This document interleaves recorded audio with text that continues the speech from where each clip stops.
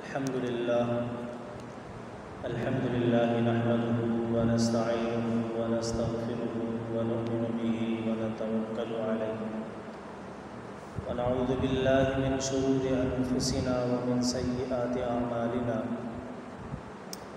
من يهده الله فلا مضل له ومن يضلله فلا هادي له ونشهد أن لا إله إلا الله وحده لا شريك له ونشهد أن سيدنا ونبينا ومولانا محمدا عبده ورسوله إن الله وملائكته يصلون على النبي يا أيها الذين آمنوا صلوا عليه وسلموا تسليما صلى الله على النبي الأمي وآله صلى الله عليه وآله وسلم جزا الله عنا سيدنا ومولانا محمد صلى الله عليه وآله وسلم ما هو أهله. وقال الله تبارك وتعالى في القرآن المجيد والفرقان الحميد إذ قال له ربه أسلم قال أسلمت لرب العالمين. وقال الله تبارك وتعالى في القرآن المجيد والفرقان الحميد في مقام آخر فصل لربك وانحر صدق الله مولانا العظيم. حمد و صلاۃ کے بعد میرے نہایت واجب الاحترام عزت اور تکریم کے لائق، محبتوں اور چاہتوں کے لائق معزز سامعین، اللہ رب العزت کا بے پناہ شکر ہے کہ اس نے ہمیں اپنے سونے محبوب کے صدقے میں آج بابرکت مہینے میں 10 ذو الحجہ کا دن یعنی عید الاضحیٰ کا دن نصیب کیا ہے۔ مومنین کے لیے یہ بہت بڑی خوش قسمتی ہے کہ اللہ رب العزت اس کو سال میں 2 موقع ایسے عطا کر رہا ہے کہ جس میں وہ انسان اپنے خالق سے رشتہ مضبوط اگر کرنا چاہے تو کر سکتا ہے۔ سال بھر کے ہر آنے والا دن اور ہر آنے والا منٹ اس بات سے خالی نہیں ہوتا کہ اس میں اللہ کو راضی نہیں کیا جا سکتا، بلکہ ہر لمحہ اللہ رب العزت کو اگر کوئی یاد کرے تو اللہ رب العزت اس کو جواب ضرور دیتا ہے۔ قرآن میں ارشاد ہے کہ فاذکرونی اذکرکم واشکروا لی ولا تکفرون،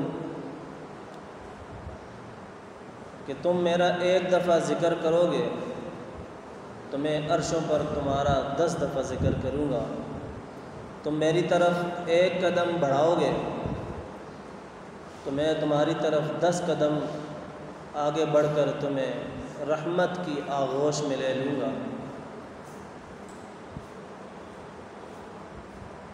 اللہ رب العزت نے جو قرآن میں آیت کریمہ نازل کی ہے فصل لربک وانحر، کہ محبوب آپ اللہ کے لیے نماز ادا کریں اور اپنے سونے رب کے لیے قربانی ادا کریں، تو ان 2 آیت کے 2 حصوں میں جو اللہ رب العزت نے 2 احکام بیان نازل کیے ہیں، ایک کا تعلق بدن کی عبادت کے ساتھ ہے اور ایک عبادت کا تعلق مال کی عبادت کے ساتھ ہے۔ اب جو شخص اللہ رب العزت کو راضی کرنا چاہے تو اللہ رب العزت فرماتا ہے یا تو تم جان کی عبادت کر کے، بدن کی عبادت کر کے مجھ تک پہنچو، میری رضا اور میرا قرب حاصل کرو، اور پھر جب عید الاضحیٰ کے ایام آتے ہیں تو اللہ یہ بھی فرماتا ہے کہ محبوب آپ اپنے بندوں کو اپنی امت کو ذرا یہ تو بتا دیں کہ اللہ بدن کی عبادت سے اگر راضی ہوتا ہے تو مال کی عبادت سے بھی راضی ہو جایا کرتا ہے۔ بس کوئی راضی کرنے والا ہو اگر کوئی۔ اللہ کیا فرماتا ہے کہ محبوب آپ اپنے بندوں کو مال کی عبادت کی تلقین بھی کریں، تو بس وہ شخص خوش قسمت ہے کہ جس کا پیسہ جو اللہ رب العزت نے اس کو حق حلال کا دیا ہوا ہوتا ہے وہ اس پیسے سے تھوڑا سا حصہ نکال کر اللہ کی بارگاہ میں خرچ کر دیتا ہے۔ سورہ مزمل میں اللہ رب العزت ارشاد فرماتا ہے کہ قرضہ حسنہ ہے، یہ تمہارا مجھ پر قرضہ حسنہ ہے، تو ایسا تو ممکن ہی نہیں کہ ہم اللہ کو قرضہ دیں اور بدلے میں وہ ہمیں لوٹا کر نہ دے۔ یہ تو بندے کی شان ہے، کم عقلی ہے اس کی کہ جب کوئی انسان کسی انسان کو قرضہ دے دیتا ہے یا پیسہ دے دیتا ہے تو اگلا یہ اسے وعدہ بھی لیتا ہے کہ حضرت فلاں تاریخ کو مجھے یہ قرضہ واپس کر دیجئے گا، لیکن وہ شخص وعدہ خلافی کر کے اپنا تعلق سامنے والے شخص کے ساتھ خراب کر لیتا ہے۔ لیکن اللہ رب العزت کی وہ ذات ہے، وہ پاک ذات ہے کہ جس نے جب بھی وعدہ کیا اپنے بندوں سے کبھی وعدہ خلافی اس نے نہیں کی۔ تو یہ کیسے ممکن ہے کہ جب انسان مال کی عبادت اللہ کی بارگاہ میں ادا کرتا ہے، قربانی دیتا ہے، تو اللہ اس کو بدلے میں کچھ بھی نہ دے، بلکہ تو اللہ کی تو یہ شان ہے کہ تم نیکی ایک کرو گے لیکن اس کے بدلے میں 10 اور بعض اوقات یہاں تک بھی روایت میں ملتا ہے کہ 70 گنا تمہیں ثواب عطا کروں گا۔ ایک نیکی کا ثواب 100 سال کی عبادت کا بھی مل جاتا ہے۔ کیا آپ نے یہ روایت نہیں سنی؟ پیارے آقا ارشاد فرماتے ہیں کہ جب تم گھر سے وضو کر کے مسجد کی طرف روانہ ہوتے ہو نماز کی نیت کے ساتھ، نماز پڑھنے کے لیے، جب تم گھر سے نکلتے ہو اس نیت کے ساتھ کہ میں نے مسجد میں جا کر نماز ادا کرنی ہے، تو اللہ کے سونے حبیب ارشاد فرماتا ہے کہ تمہیں ایک ایک قدم اٹھانے کے بدلے میں اللہ رب العزت سال کی عبادت اور سال کے روزوں کا ثواب عطا کر رہا ہوتا ہے۔ یہی وجہ ہے کہ حضرت علی المرتضیٰ کرم اللہ وجہ الکریم کی یہ حدیث پاک ہے۔ آپ فرماتے ہیں کہ مجھے حضور نے یہ بتایا، میں نے حضور سے سنا، اور دیگر کئی صحابہ کی یہ روایت موجود ہے۔ آپ فرماتے ہیں کہ حضور کا یہ عمل ہوا کرتا تھا، حضور کا یہ طریقہ ہوا کرتا تھا کہ جب وہ مسجد میں عیدگاہ کی طرف چلتے تھے، عید کی نماز پڑھنے کے لیے مسجد کی طرف آیا کرتے تھے، وہ کسی سواری پر نہیں آتے تھے بلکہ پیدل چل کر آیا کرتے تھے۔ یہاں مجبوری کو ایک سائڈ پر اگر انسان رکھے تو جو پیدل چل سکتا ہے، جو قریب ہے، اگر وہ بھی اگر گاڑی پر سفر کر کے آئے تو میں سمجھتا ہوں کہ وہ اس خوبصورت نعمت سے اپنے آپ کو محروم کر لیتا ہے۔ بہرحال ایک آیت میں نے یہ تلاوت کی کہ فَصَلِّ لِرَبِّكَ وَانْحَرْ کے محبوب نماز ادا کرو اور اپنے رب کے لیے قربانی ادا کرو۔ دوسری آیت جو میں نے تلاوت کی ہے، قربانی کا اصل مقصد کیا ہے؟ قربانی کا اصل مقصد کیا ہے کہ سنت ابراہیمی کو زندہ کرنا۔ ہمارے بزرگ جناب ہمارے والد حضرت ابراہیم علیہ السلام یہ قربانی کا عمل اللہ رب العزت نے آپ کو اور آپ کی امت کو دیا تھا۔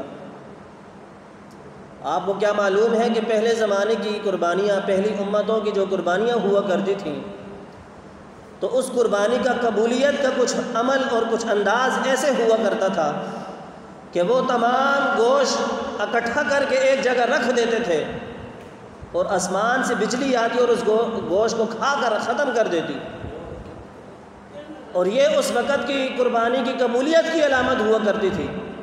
لیکن یہ کتنا بڑا اعزاز ہے اس امت کے لیے، کتنا بڑا کرم ہے اس امت کے لیے کہ سونے نبی کے صدقے میں اللہ رب العزت نے فرمایا کہ اب یہ گوشت تمہارا جلایا نہیں جائے گا، بلکہ اس گوشت کو تم سیف بھی کر سکتے ہو، اپنے پاس محفوظ بھی کر سکتے ہو۔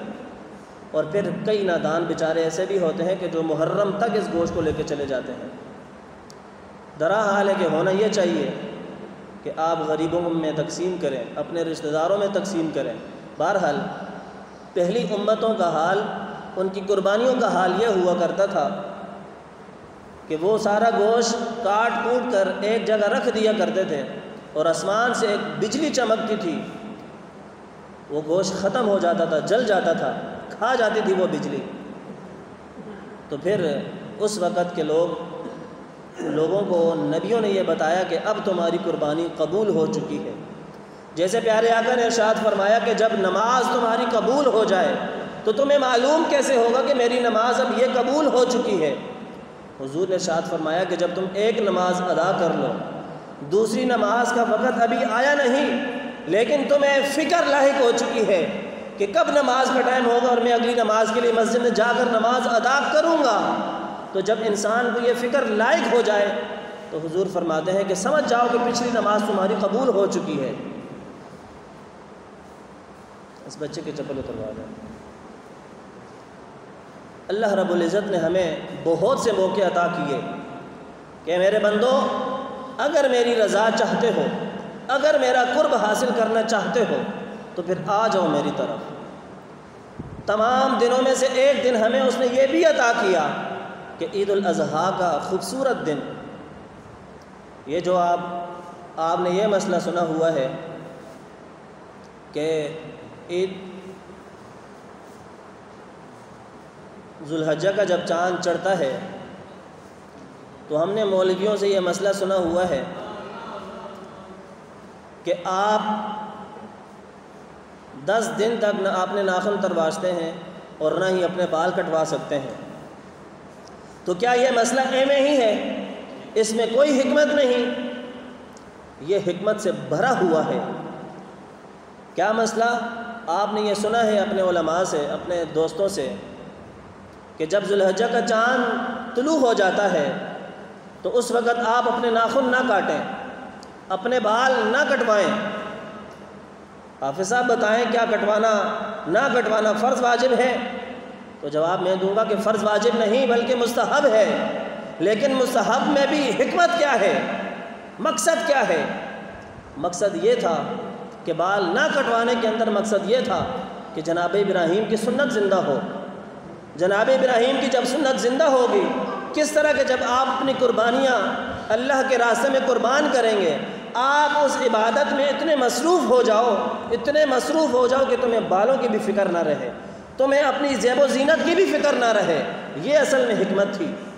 دوسرا، مدینہ منورہ میں اور مکہ مکرمہ میں آج لوگ حج کے ایام میں ہیں، حج وہ ادا کر رہے ہیں، تو وہاں پر بھی ایک بال بھی اگر جسم سے گر جائے تو اس کا بھی صدقہ دینا پڑتا ہے۔ وہ لوگ بھی جب احرام سے نکل بھی آتے ہیں تو اس کے باوجود بھی وہ ناخن اور بال نہیں کاٹ سکتے۔ وجہ کیا ہے کہ اے مومنو، تمہاری ایک تو مشابہت جناب ابراہیم سے ہو جائے اور دوسری مشابہت تمہاری ان حاجیوں سے ہو جائے کہ تم دونوں بزرگوں کی فیض یافتہ زندگی گزار سکو۔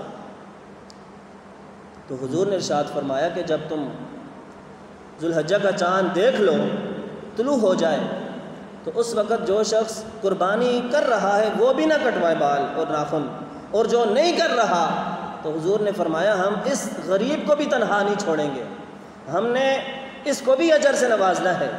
اللہ کے حبیب فرماتے ہیں کہ جو شخص قربانی نہیں ادا کر سکتا لیکن وہ ناخن نہیں کاٹتا، وہ بال نہیں کاٹتا، زیب و زینت اختیار نہیں کرتا، تو اللہ رب العزت اس کو بھی اتنا ہی ثواب عطا فرماتا ہے جتنا قربانی ادا کرنے والے کو عطا کرتا ہے۔ تو یہ بہت بڑا اجر ہے اس امت کے لیے، صرف اور صرف اپنے سونے نبی کے صدقے میں۔ اللہ نے یہ ارشاد فرمایا تھا کہ محبوب اے سونے، اگر میں نے تجھے اس دنیا میں نہ بھیجنا ہوتا تو میں اپنا رب ہونا بھی ظاہر نہ کرتا لوگوں کے سامنے۔ تو خدا کی قسم، آج اگر ہم یہ سانسیں لے رہے ہیں، آج اگر ہمیں یہ رشتے میسر آ چکے ہیں، آج اگر اس دنیا کی تھوڑی سی نعمت ہم استعمال کر رہے ہیں تو صرف اور صرف حضور کے قدموں کا صدقہ ہے، حضور کی آل اولاد کا صدقہ ہے۔ درا حال ہے کہ اللہ رب العزت سورہ طارق میں ارشاد فرماتا ہے کہ خلق من ماء دافق، او انسان تو تو اچھلتے ہوئے پانی سے پیدا کیا گیا کہ جس کی کوئی ذرہ بھر بھی اوقات نہ تھی، وہ پانی کا قطرہ اگر تیرے جسم یا کپڑے پر لگ جائے تو وہ ناپاک ہو جائے۔ تو جب ہم نے تمہیں ایک جسم عطا کر دیا، جب ہم نے تمہیں ایک مجسمہ عطا کر دیا، تو پھر تو کیوں زمین پر اکڑ کے چلتا ہے؟ تو اللہ کے فرمان کو کیوں پس پشت ڈال کر اپنی زندگی کو اندھیروں میں گزار رہا ہے؟ بہرحال یہ دستک ہے، قربانیاں تو جو کر رہے ہیں وہ قربانی کریں، اللہ قبول فرمائے، لیکن اصل مقصد بھی تو سمجھیں، اللہ کا فرمان کیا ہے، پیارے آقا کا فرمان کیا ہے، ان کی تعلیم کیا ہے، جناب ابراہیم کی سنت کیا ہے۔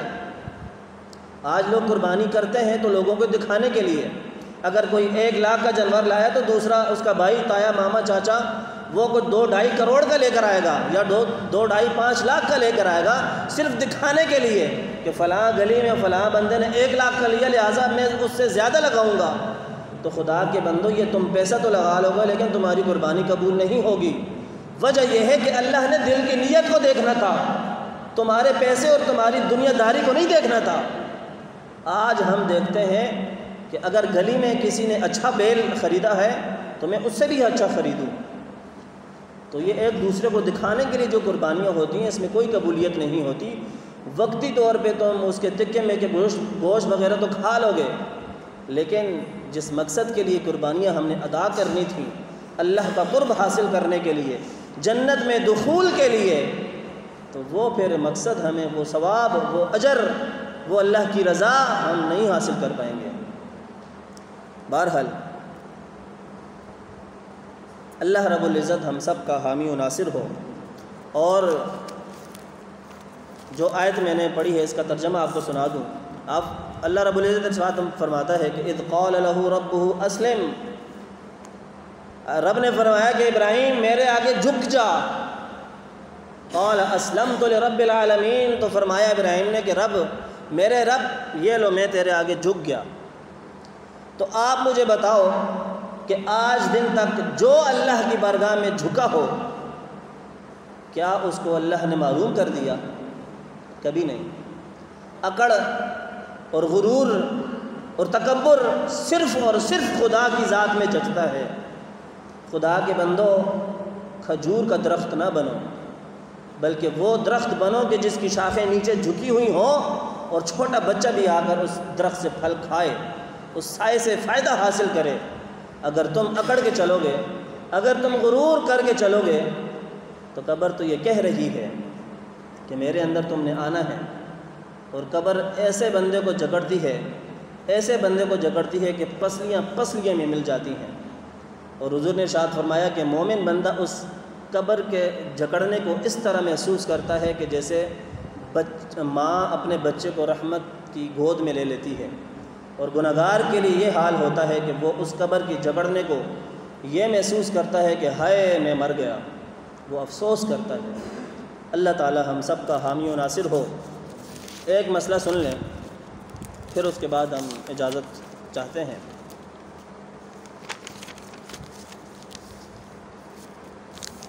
مسئلہ یہ ہے، میں عموماً دیکھتا ہوں کہ اس علاقے میں غلطی پائی جاتی ہے۔ جناب حضرت علی المرتضیٰ کرم اللہ وجہ الکریم کی حدیث پاک آپ فرماتے ہیں، میں بالکل دھیمے انداز سے یہ بات کروں گا تاکہ آپ کو سمجھ آئے۔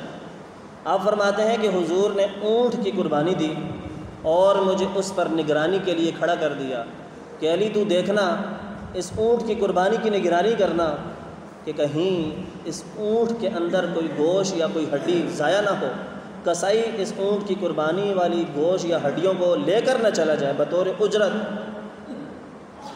تو جناب مولا مرتضیٰ نے ارشاد فرمایا کہ ٹھیک ہے یا رسول اللہ، میں پکی حفاظت کروں گا۔ اور حضور نے ارشاد فرمایا کہ کسائی کو اس جانور کے اندر سے نہ گوشت آپ اجرت کے طور پر دے سکتے ہیں، نہ ہی کھال چمڑا آپ اجرت کے طور پر اس کسائی کو اس جانور سے دے سکتے ہیں۔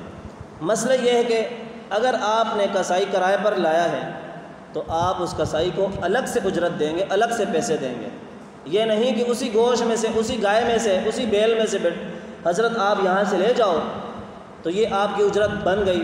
یہ شریعت کہتی ہے کہ تمہارا باقیوں کا بھی مال خراب ہو جائے گا، باقیوں کے بھی حصے خراب ہو جائیں گے۔ تو بات کیا ہوئی کہ آپ نے اجرت اگر کسائی کو دینی ہے تو الگ سے متعین کرنے ہیں پیسے۔ اسی جانور کے اندر سے کوئی ہڈی، کوئی کھال، کوئی گوشت آپ نے اس فلاں کسائی کو نہیں دینا۔ یہ غلط طریقہ ہے کہ جو بھی انسان اگر اپنے جانور میں سے کسائی کو اسی کا گوشت یا اسی کی کھال دے دیتا ہے بطور اجرت، تو یہ آپ جان لیں کہ آج تک اگر آپ کر رہے تھے تو یہ غلط کر رہے تھے۔ آپ نے الگ سے اجرت طے کرنی ہے۔ پھر اس کے اوپر جو رسیاں ہوتی ہیں، جو بھی جانور کے اوپر موجودہ چیزیں ہوتی ہیں، کوئی کپڑے شپڑے بھی ڈالتے ہیں، رسیاں ہوتی ہیں، گھنٹیاں ہوتی ہیں، تو شریعت کہتی ہے کہ اس سارے کو صدقہ کریں۔ ایسے نہیں کہ بعض اوقات لوگ پھینک دیتے ہیں، تو ان ساروں کی قیمت لگائیں۔ اگر صحیح سلامت ہے تو اس کو بھی آپ نے اللہ کے راستے میں صدقہ ادا کرنا ہے۔ اللہ تعالی ہم سب کا حامی و ناصر ہو۔ وما علینا الا البلاغ المبین۔